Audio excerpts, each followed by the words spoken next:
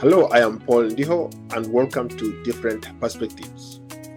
On January 24th, 2025, South African President Cyril Ramaphosa signed the Expropriation Act, allowing land seizure without compensation, under certain conditions to address historical racial inequality and correct land dispossessions of Black South Africans during apartheid.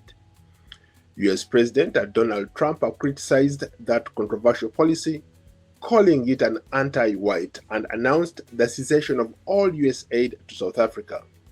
He also signed an executive order granting refugee status to white South Africans, particularly Afrikaners, citing alleged racial discrimination.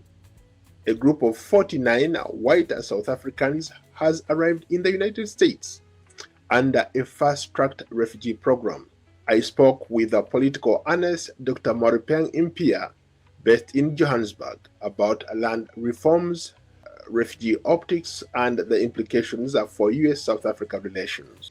You know, it's absurd. It's absurd, but it is true. White flight in South Africa commenced just before 1994 and in 1994 and after 1994. White people fled to Australia, New Zealand, all of those places. It's nothing new. And to be quite honest, especially the racist ones, because not all white people are racist, isn't it? Especially the racist ones who do not work with all of us. The issue of land is a contentious issue. You are South African, you've lived through this. From your perspective, what's this all about? Did South Africa make the right move to pass this law that handles land the way it's proposing? Well, look, first and foremost, as everyone has been saying, this is not a new act. This is an amendment to an older act that was passed many moons ago before the constitutional dispensations. First, land is an issue of justice. When we Africans, South Africans, say we need to redress the issue of land, in actual fact, we've been kind. I don't think the amendments in the act go far. They only deal with the cosmetics of land redistribution. We shouldn't be speaking about land redistribution. We should be speaking about what does it mean to say land justice. If somebody with the firearm and the Bible came and took your land, killed your people for that land, maintains that land through the law from the 1800s, in actual fact 1600s, 1800s, and now in 1994 through the Constitution, and then we say, well, we're not sure whether you should get the land or not, and no one is saying you're going to be you're going to be taking people's land that is arable for farming and all of those things. It's a nonsensical argument. If we do that, we will not be able to eat. The land simply belongs to the people, all people, including white people, by the way. The custodian of the land, it's that of all South Africans, white or black.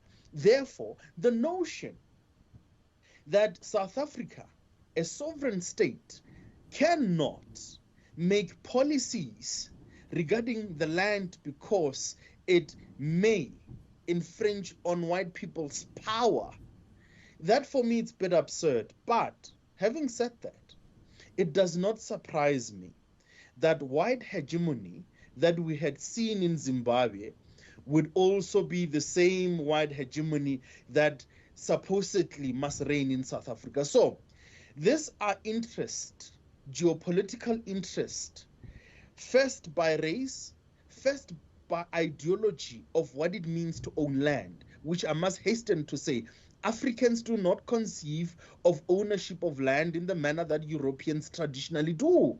Therefore, it's both ideological, race, power, and economy. That's all that this thing is. A lot of Africans actually, even Asians, people in the South America, look at land differently. We look at land as a commodity. Land is the only piece of, let's say, of like asset that you have. People look at land from those terms. Now, to the point that you made, why is it so important for countries other than South Africa to want to interfere in what South Africans are doing? Why do you see the interest in South Africa is to whisper to us so loudly, I'm afraid, to say, you know what we will do to you. You have an example in Zimbabwe. We will do exactly what we did to Zimbabweans should you do this. But in essence, is that European laws and hegemony of the economy, the market economy that rules the entire world, as America is the custodian, is the empire that ensures compliance with European standards or view. So the reason why America and all Western nations would want to interfere in our land rights is simply to send a message to us to say, never in the history of mankind do you think you can ever take land from us as white people in our diaspora? It's a clear message to us. It has happened before, from the Haitian Revolution to Zimbabwe to Muammar Gaddafi. It will happen to us. All of us who are non-white must comply to the world order that rules us in terms of market economy. It's as simple as that, Mr. Paul.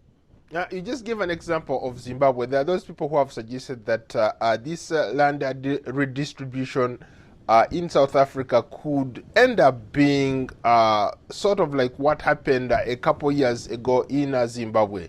There are some arguments that I've seen that tend to linken those two scenarios.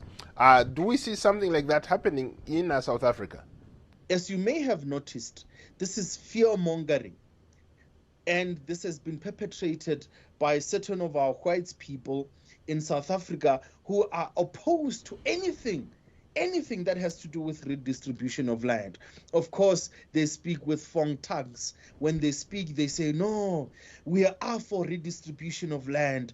We don't like few provisions of this land, of this act. The point of the matter is, this is not the dedicated act for expropriation without compensation. It touches on it. And the basis for it, which is in the Constitution, is Section 25, wherein the market value will be applied. There's a whole criteria that is extremely stringent. And the ANC had tried to do this with the willing seller, willing buyer policy many months ago, and that did not do very well. Hence, I will always say justice as opposed to redistribution of land, because redistribution of land misses the point that this land was acquired unjustly through violence. But to your point as to whether there are similarities between us and Zimbabwe, of course there are. Any African who wants to take power, and if it's power through ownership of the land, even though it will not disadvantage white farmers, it will always be perceived as threat, because that will undermine the authority of white people who are the producers of our food at this time. Therefore, indeed, if the fear-mongering happens, there will be people who take this thing to its extreme logical point, and we may have undue sanctions similar to that of Zimbabwe. Remember, it was the Lancaster Agreement that was breached by the UK that emanated with what happened in Zimbabwe. But no one starts the conversation. At that point, it's that Mugabe is a madman, and therefore he has done what he has done, and he deserves the sanctions. And who does the sanction affect the most? Mugabe died a peaceful man, if I may say, from a financial point of view. It is the people on the ground that suffer. And I hasten to say, the Europeans, through the empire of the United States, will continue to make anyone suffer as long as they make sure that generations and generations of Africans never stay firm and say, we will take back our land, even though we will do things better than what white people do. There's nowhere in South Africa where we will say, We will take the land back from white South Africans to the exclusive of black people, and we will draw them to the sea. There's no such a thing. They will continue. They will have land tenure rights. They will continue to farm. Those land that are not being used effectively are the ones that can be expropriated for public use in the public interest. It is clear. The act is clear. But what you hear, they will want to make the world think that we are going around expropriating people's land. That is untrue, and it's unlawful, and it's manufactured to make sure that we have unlawful and unholy sanctions to us. Speaking of sanctions, how much of an impact do you think these sanctions are going to have on South Africa? It will have a negative impact. America, it's our biggest trader. But having said that, Mr. Paul, it provides an opportunity, and I wish that my countrymen, both in South Africa and in the continent, could seize this opportunity and say, my people, you will suffer. But as you're suffering, there's China, there's Russia, there's Saudi Arabia, there's many countries whom we can trade with and not become subservient human beings to other human beings who, by virtue of the fact that they have nuclear weapons, they can go around the world telling other sovereign states how to behave. So I wish this was an opportunity for us to rebel and rebel properly. But if history tells me anything, we are going to capitulate and then tell them that, oh, we are sorry, we will not do this. And as a result, we'll forever be in bondage, I'm afraid. That's the sad reality. But at least... but your president has gone on record to say that South Africa and South Africans will not be bullied or to succumb to this kind of demand from the United States. This Lies. Is the law of the land. It has gone through the right procedures to get where it is, and they're going to stand by it. Lies. He has to seem to be tough. Look, Mr. Paul, this is, if I'm buying your food, your wife eats my food, your children eats my food, everything that you do, it's the basis of me allowing it to happen. You think you'll tell me I can't bully you. You will say I will not bully you, but you and I will have another conversation after the interview and say, oh no, I'm sorry, I didn't mean it. The simple matter is, as we sit in South Africa, white people are the majority farmers who produce the food for us. As we speak, America and its allies are our biggest traders. So when we say we will not be bullied, what are we going to do? There's nothing else that we can do at this point. We have wasted 30 years in not cultivating proper independence where we can sustain our own economies. South Africa's economy is within the hands of multinational corporations and white South Africans. So he can speak tough all he wants. The fact of the matter is, if white people pull out of South African economy, blacks will suffer. So anyone can tell me what they want to do and try to insult Trump and act all tough. The fact of the matter is they cannot back up their toughness simply because our capitalist economy is intrinsically linked to that of the West. And you don't have any policy maneuvering, none whatsoever. You can try all you want, but it won't work. If I hear you correctly, you seem to suggest that the survival of South Africa depends on these white farmers, regardless of what we think otherwise. They still control most of the economy. Everything revolves around them putting food on the table for most South Africans. Of course. That's absolutely, Mr. Paul, and that's why I'm saying that it is unfortunate that this opportunity will also be wasted. We've had many opportunities. Many have even went back to 1994 to say we should have had a proper revolution. We should have said we will own the means of production. We will own the mines. We will own everything that we eat to the extent that we can, or at least own 60%, 80% of the economy, right? Like China does. To the extent that we fail to do so, we cannot touch white people even if we wanted to. They insult us on a daily basis. They manufacture lies that we kill them on a daily basis. There's nothing we can do about it, simply because the minute you touch them, you will not eat. So our president can speak all he likes. He knows better. He has businesses with them. So that's nothing we can simply... Hence, I'm saying, to the earlier point of the law, to say it's absurd to think we can take the land that is being farmed by white people and in a wink of an eye just expropriate without compensation and say we'll be able to mend those farms. We will not be. We have not capacitated ourselves enough in order to take up the land and farm the land and produce food for ourselves. And to the extent that remains a reality, any thought of revolution and expropriation remains a pipe dream for most Africans. In the United States here, there is a term they use. It's called eminent domain. When the government wants to take your land, let's say build a road, a hospital, they can come and take that land and compensate you according to the market value of that land. Is this something that remotely close to what South Africa is proposing? Let's say if they take somebody's land, they're going to at least give them a fair whatever for that land, or it's just... Indeed. And it has been happening. It has been, I mean, there has always been selling and buying of land in South Africa. But we must understand, it is not about buying and selling of land. It's about ownership. It's about power of ownership of land. So even when this act proposes measures, explicit measures that, according to me, are not contentious at all, it will not happen that you will have land redistribution. It will not, because it's not about the land. It's about power.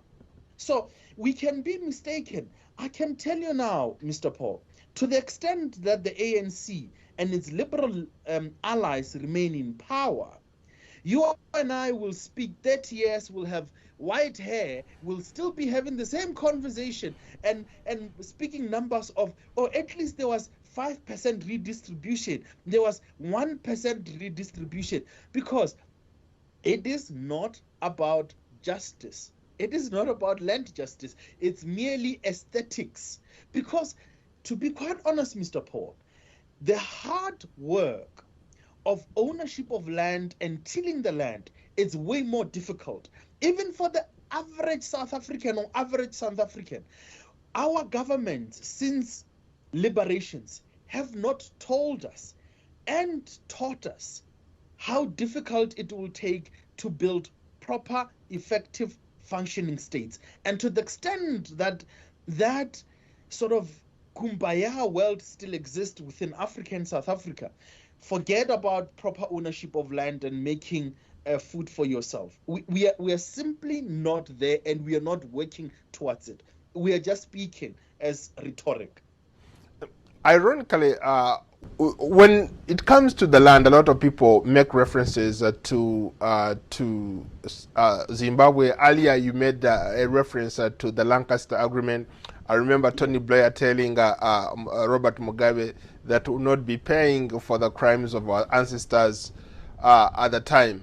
There are people who have made comparisons who are trying to connect the two. They're saying that we could see what happened in Zimbabwe in the early 2000s happen in South Africa because of this land issue, this land law that got passed by Parliament and ascended into law by the President. It will not happen. South Africa is too important for global wideness. It's way too important.